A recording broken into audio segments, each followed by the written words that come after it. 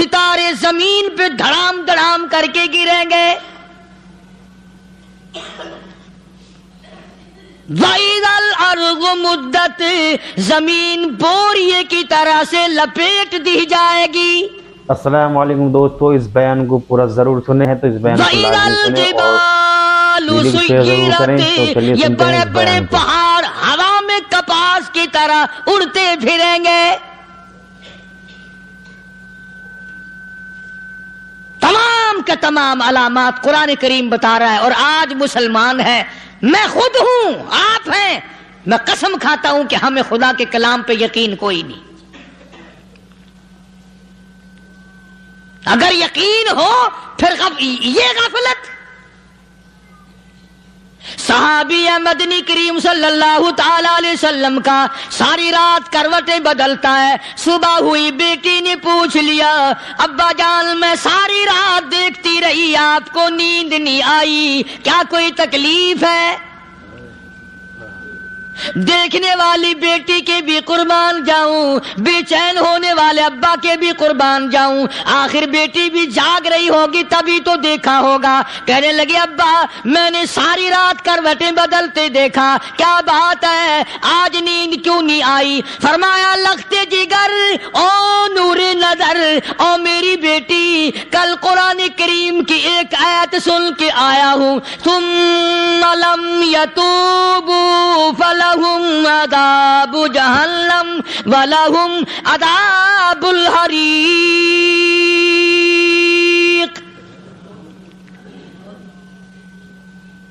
او میری بیٹی جس نے قرآن کریم کے ذریعے جہنم کی خبر سن لی ہو، جہنم کے انگاروں کی خبر سنی ہو، جس نے جہنم کی تباہ کاریاں سن لی ہو، او میری بیٹی نیند کیسے آئے؟ کیسے نیند آئے؟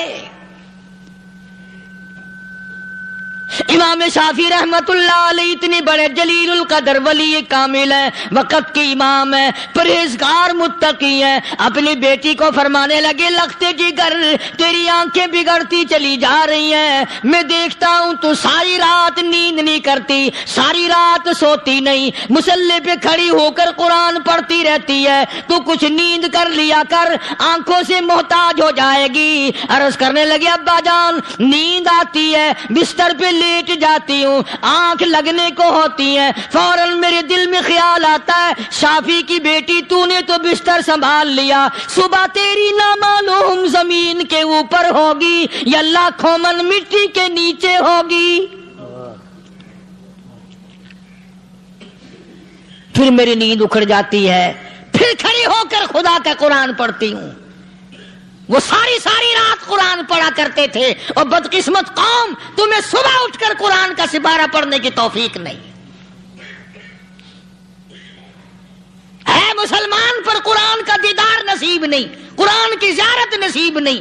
گدھے کی طرح کھاتے سو گئے اور گدھے کی طرح صبح اٹھ کر کھانا پینا شروع کر دیا. تو رب کے کلام کا اتنا باغی کہ تو دیکھنا پسند نہیں کرتا.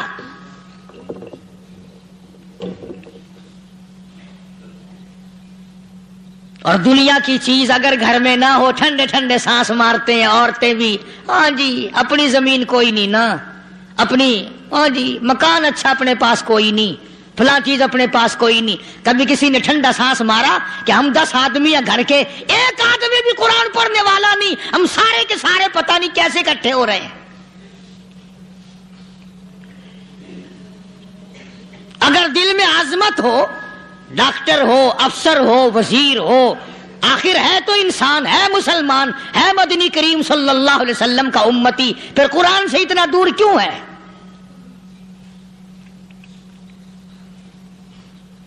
تو اللہ پاک جل شانہ نے فرمایا میرے بندے ہر حال میں ڈر.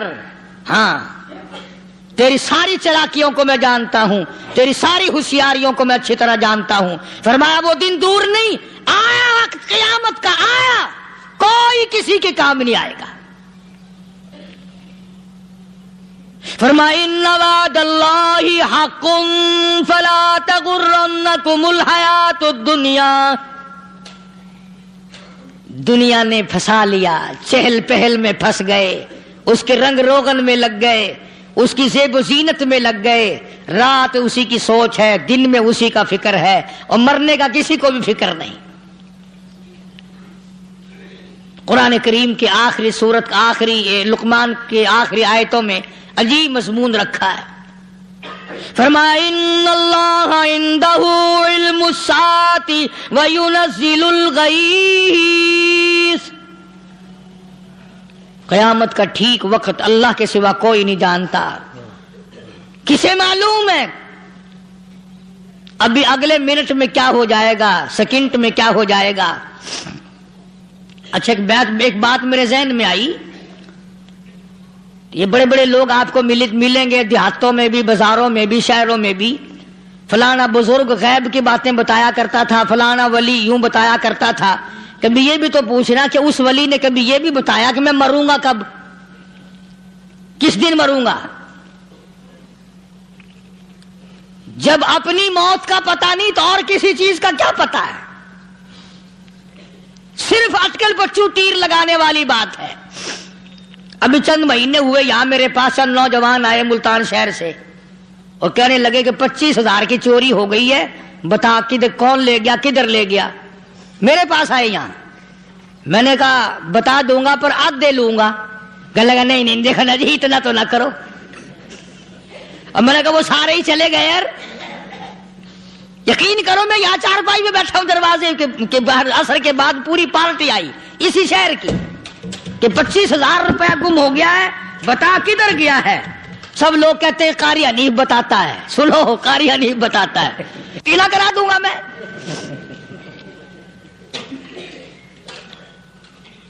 جتنا میں نے انکار کیا میرے سر ہوتے چلے گئے۔ اخیر میں نے بکواس کر دی، میں نے کہا اچھا بتاؤں گا پھر آدھے لوں گا۔ کہ لگے نہیں تماشا دیکھا، یعنی اندازہ لگاؤ کہ ہم شہر سے سن کر آئے ہیں کہ قاری حنیف چوریاں بتاتا ہے۔ اللہ غنی، کس کو معلوم ہے کہ ابھی کیا ہو جائے گا؟ اللہ پاک نے کسی کو نہیں بتایا۔ فرمایا ان اللہ عندہ علم الساعۃ وینزل الغیث،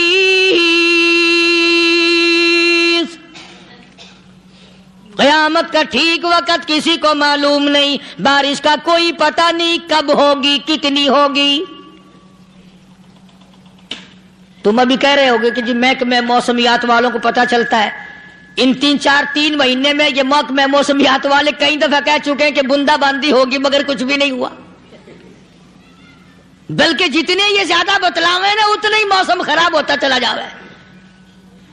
پچھلے سال انہوں نے روئی کی گانٹھوں کی گنتی بتائی کہ اتنی کپاس پیدا ہوگی ملک میں، اتنی روئی کی گانٹھ بنے گی، اتنی باہر بھیجیں گے اور اتنی اپنے گھر رکھیں گے۔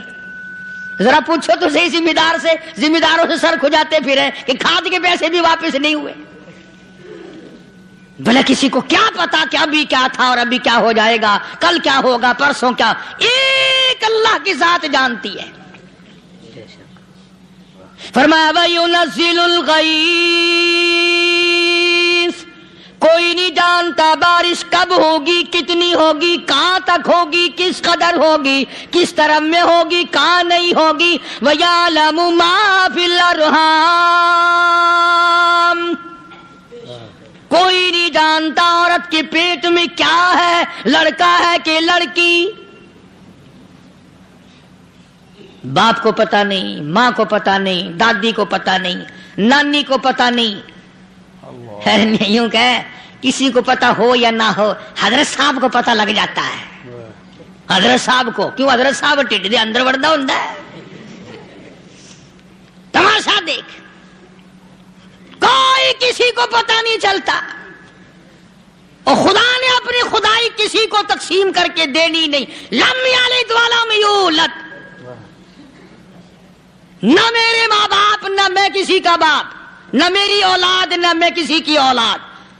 اللہ الصمد، بے نیاز، بے مثال ہوں، ہمیشہ سے ہوں اور ہمیشہ رہوں گا۔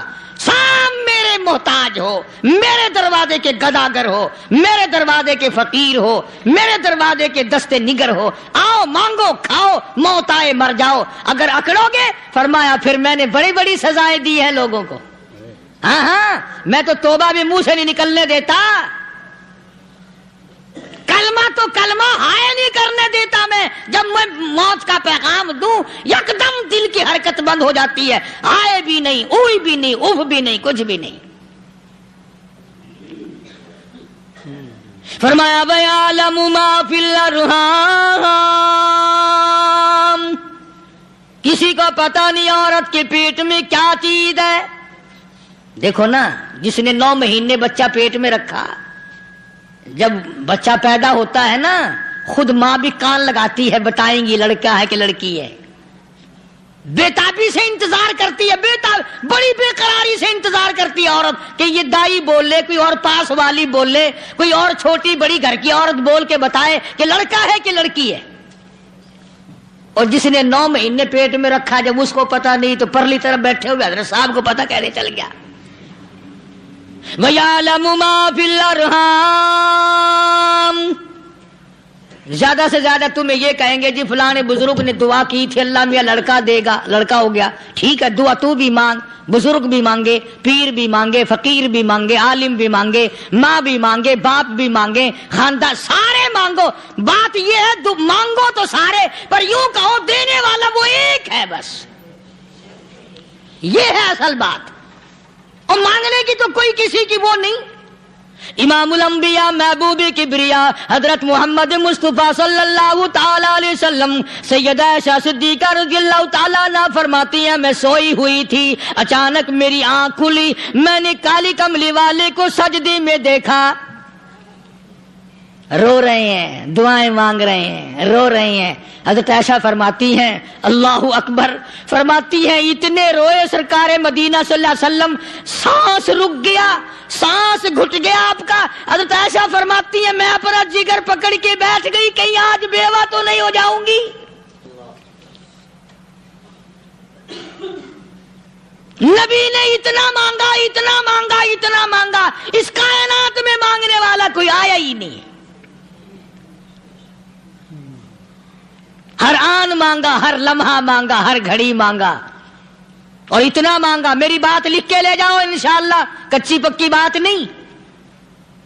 سیدہ عائشہ صدیقہ رضی اللہ تعالیٰ عنہ گواہ ہے، سیدہ فاطمہ الزہرا رضی اللہ تعالیٰ عنہ گواہ ہے، نبی کی گھر والی گواہ، نبی کی لخت جگر نوری نظر فاطمہ الزہرا گواہ، فرماتی ہیں حضور کریم صلی اللہ علیہ وسلم کا جب آخری وقت آیا، آواز بالکل ختم ہو گئی، آواز بالکل پست ہو گئی، پھر بھی لب حرکت کرتے تھے، لب حرکت کرتے تھے، دونوں کی دونوں فرماتی ہیں ہم نے کان لگایا، آواز تھی ربی حبلی امتی، ربی حبلی امتی، اور میرے مولا میری امت کو معاف کر دے۔ اور خدا کی قسم کالی کملی والے نے آخری سانس تک مانگا ہی مانگا۔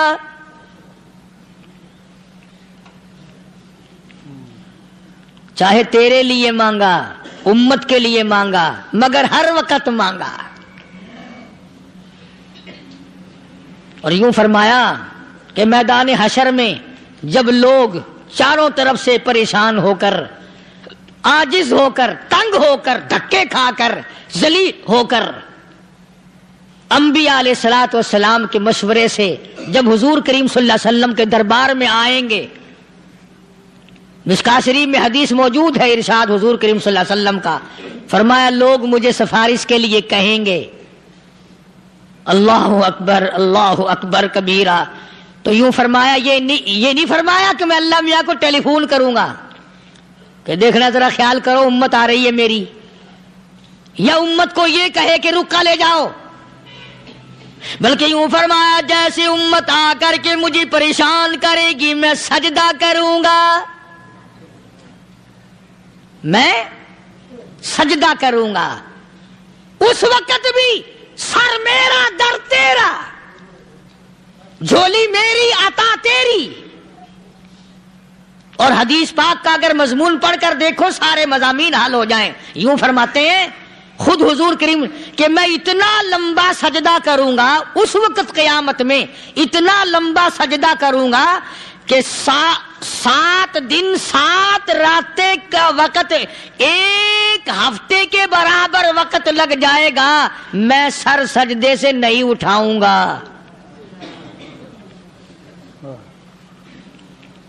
اتنا لمبا سجدہ کروں گا کہ 1 ہفتے کے مقدار وقت لگ جائے گا. یہ مقدار کیوں فرمایا؟ قیامت کا دن ہے نا، دن ڈھلنا نہیں، چھپنا نہیں، رات آنی ہی نہیں، رات تو ہے ہی نہیں نا، اس لیے فرمایا 1 ہفتے کی مقدار دن لگ جائے گا، وقت ختم ہو جائے گا پورا ہفتے کے برابر. اس کے بعد اللہ پاک مجھے فرمائیں گے ارفع راسک یا محمد صلی اللہ علیہ وسلم، میرے محبوب سر اٹھاؤ، سل مانگو توتا دوں گا، مانگو دیا جائے گا. سوف یعطیک ربک فترضی، تیرا رب تجھے راضی کر دے گا. صحابہ اکرام رضوان اللہ تعالی علیہ مجمعین نے عرض کر دیا یا رسول اللہ صلی اللہ علیہ وسلم آپ کس وقت راضی ہوں گے؟ کتنے لوگ جنت میں چلے جائیں گے، دوزخ میں چلے جائیں گے، آپ کس وقت راضی ہوں گے؟ خدا کی قسم اس محسن کائنات کا کیا کہنا کالی کملی والے نے جو ہم پر مہربانی فرمائی. یوں فرمایا جب تک ایک ایک امتی کلمہ پڑھنے والے کا ہاتھ پکڑ کر جنت میں نہ لے جاؤں میں محمد الرسول اللہ کو چین نہیں آئے گی. ایک ایک کو لے جاؤں گا اور چین نہیں آئے گا مجھے اس وقت بھی. تو عرض یہ کر رہا تھا کہ قرآن کریم نے اور تمام چیزوں میں عقیدے کا سدھار کہ عقیدہ بناؤ. یہ جو عقیدہ ہے نا اس کی حیثیت ایسی ہے جیسے پہلی اینٹ عمارت کی. اگر اینٹ ٹیڑھی ہو گئی تو ساری عمارت ٹیڑھی ہو جائے گی. اگر عقیدہ صحیح نہیں تو سارے اعمال ٹیڑھے ہو جائیں گے، اور اگر عقیدہ صحیح ہے تو اعمال بھی اور تمام افعال بھی اخلاق بھی تمام کی بنیاد جو ہے وہ صحیح رہے گی اور اچھی توفیق ہوگی. یہ عربی کلمہ ہے، آپ اور میں اگر کلمے کا معنی سمجھ لیں پھر بھی بات بنتی ہے. یہی تو معنی لا الہ الا اللہ. کوئی نہیں بگڑی بنانے والا، کوئی نہیں حاجت روا، کوئی نہیں مشکل کشا، کوئی نہیں تیرا ہاتھ پکڑنے والا، کوئی نہیں مجھے اور آپ کو اولاد دینے والا، کوئی نہیں بیوی بچے دینے والا، کوئی نہیں یہ ہر روز روٹی کھلانے پانی پلانے والا اس کے سوا کوئی نہیں الا اللہ. ایک اللہ کی ذات ہے. اور فرمایا کہ یہ بتایا کس نے کہ یہ سب کچھ کرنے والا کون ہے؟ محمد الرسول اللہ صلی اللہ علیہ وسلم، کہ ہمارے آقا اور مولا حضرت محمد الرسول اللہ صلی اللہ علیہ وسلم نے بتایا. تو قرآن کریم کی ان آیتوں نے وضاحت کر دی وما تدری نفس ماذا تکسب غدا. کسی کو پتہ نہیں کل کیا ہو جائے گا، صبح کو کیا ہو جائے گا، شام کو کیا ہو جائے گا. وما تدری نفس بأي أرض تموت. کوئی نہیں جانتا موت کس جگہ پہ آئے گی. کسے معلوم ہے کہ میری قبر کہاں بنے گی؟ کوئی نہیں جانتا میرے اس بدن کو جانور کھا جائیں گے.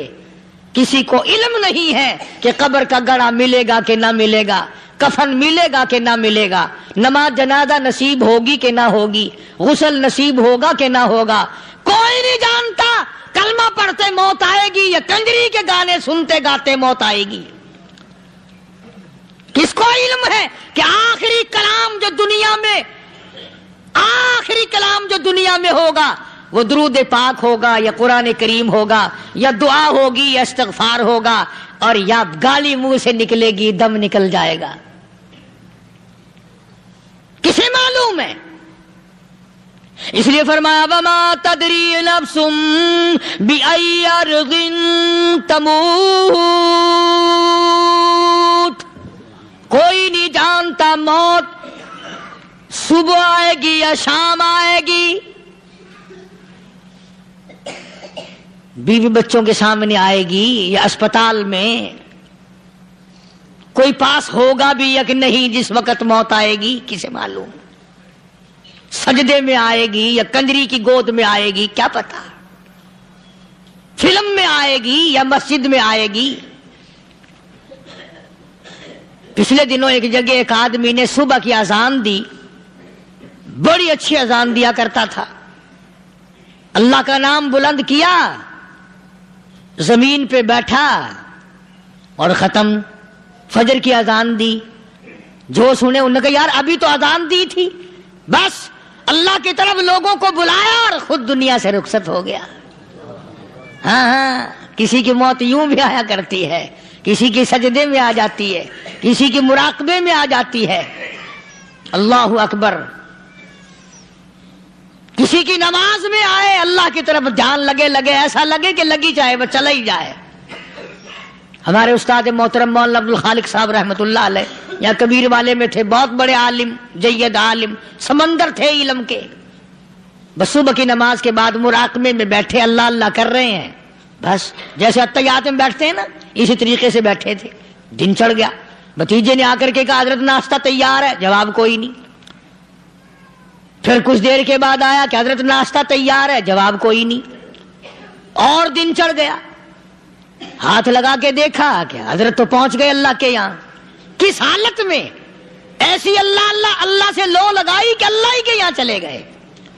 اور ان اللہ والوں کے پاس اس نیت سے لگا کرو میری آخرت بن جائے، میری قبر بن جائے، میرا آخری کلام جو دنیا میں ہو وہ کلمہ ہو، استغفار ہو، درود پاک ہو، قرآن کریم ہو، پھر تو مزہ ہے۔ اور اگر ہائے ہائے ہائے ہائے کرتے مر گئے تو کیا ہوا؟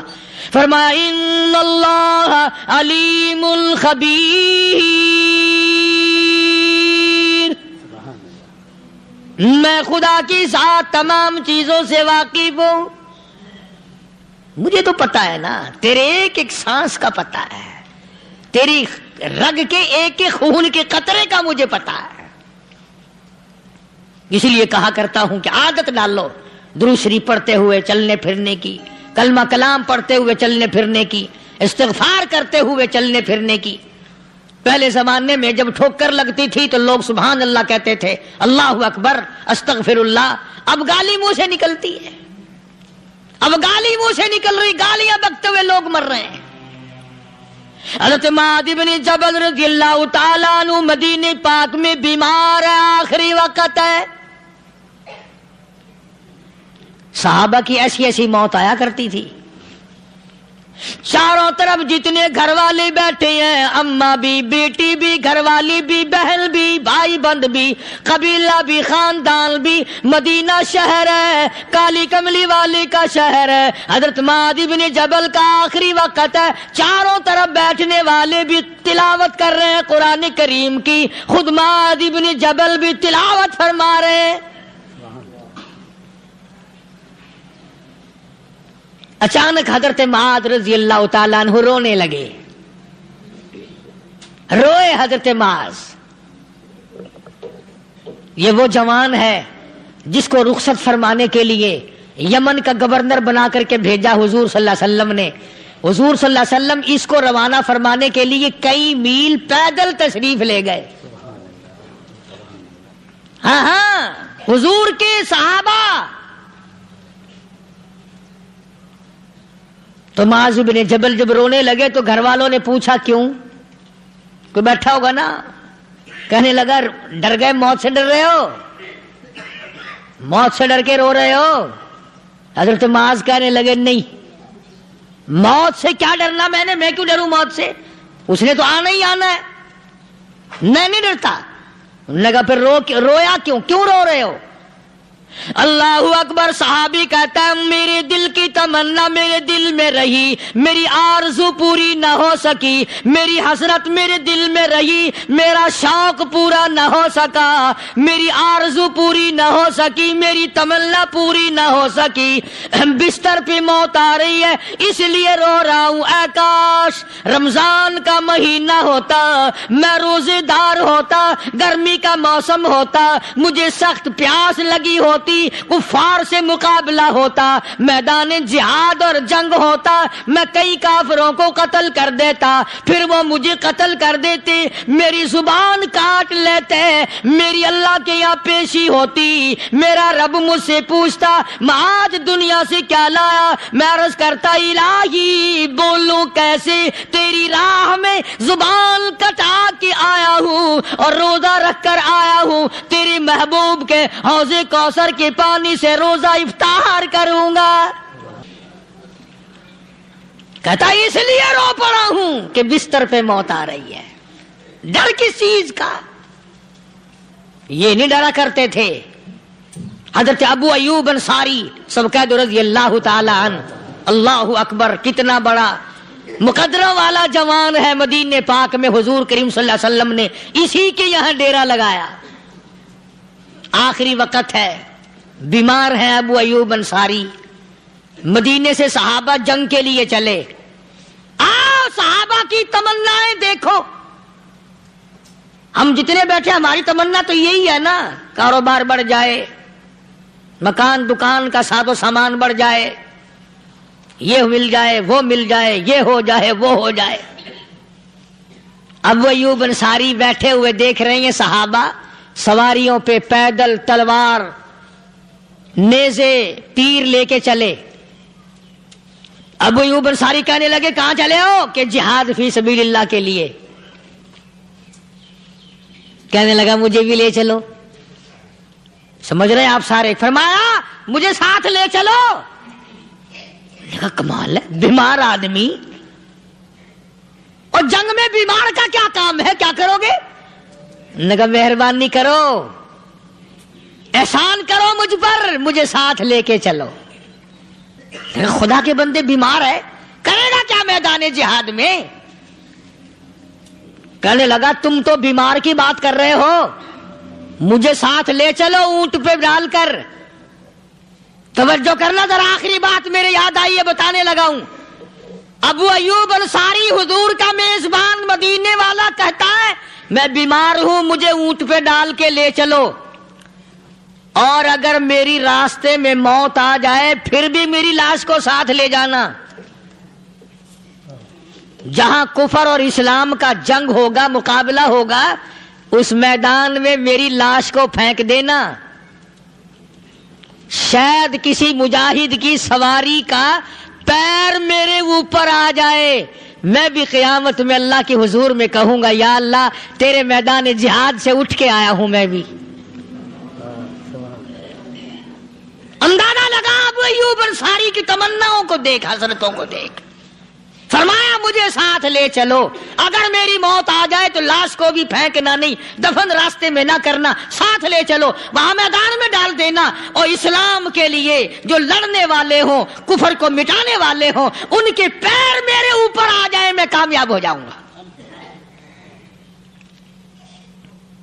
ایک تم ہو جو مسجد میں جھاڑو دینے سے بھی آر کرتے ہو, صف بچھانے میں بھی تمہیں شرم آتی ہے, صف اکٹھا کرنے میں بھی تمہیں شرم آتی ہے, ادھر ادھر کوئی چیز کرنے میں تمہیں کیا معلوم ہے جس وقت قیامت کے دن ان شاہی درباروں کے خادموں کو انعام ملے گا نا, پھر ٹکرے مارو گے, او ہو لو بھائی کمال ہو گیا, ہم تو یوں ہی رہ گئے.